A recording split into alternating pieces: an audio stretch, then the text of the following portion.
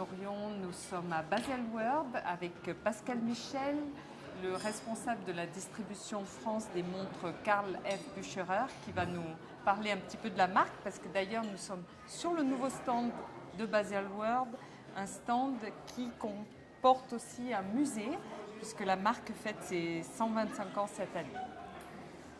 Alors, tout à fait. Expliquez-nous. 125 ans d'histoire. 125 ans, on parle donc du groupe Bucherer qui a été créé en 1888 à Lucerne, en Suisse.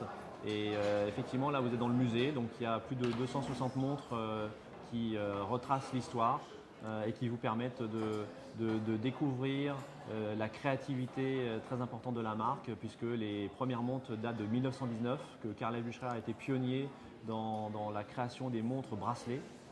Et donc ça remonte jusqu'à nos jours. Donc près de 100 ans d'histoire de l'horlogerie au travers des créations de Karl F. Bucherer. Donc 400 points de vente. Alors quelles nouveautés présentez-vous principalement à Bâle? Je sais qu'il y en a beaucoup, mais celles qui vous tiennent le plus à cœur sont quel modèle? Il y en a deux. L'une d'entre elles, c'est une montre Manero avec tourbillon et indication de la date et également de la réserve de marche. Un modèle en or massif qui est à 84 500 € et qui sera édité à 188 exemplaires. 188 parce que vous l'avez compris, 1888 c'est la date de création, donc le 8 est important dans l'ADN de la marque, et également parce que le 8 est un chiffre fétiche pour les Asiatiques, symbole du bonheur et de l'éternité, puisque c'est le symbole de l'éternité. Donc ça c'est l'une des montres qui est effectivement importante.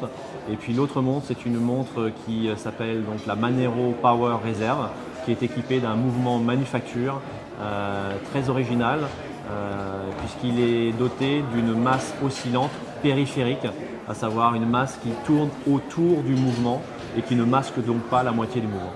Cette masse-là est visible sur le stand, au dos du stand. Exactement. Avec une pièce qui pèse très lourd, je crois. Très lourd, oui.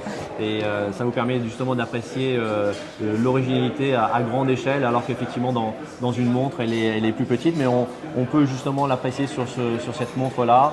Et vous avez donc la masse oscillante qui tourne autour du mouvement et qui n'est pas du tout attachée sur l'axe de la montre.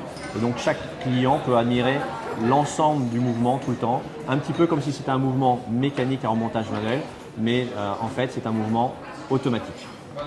D'accord, écoutez, je vous remercie. Merci beaucoup.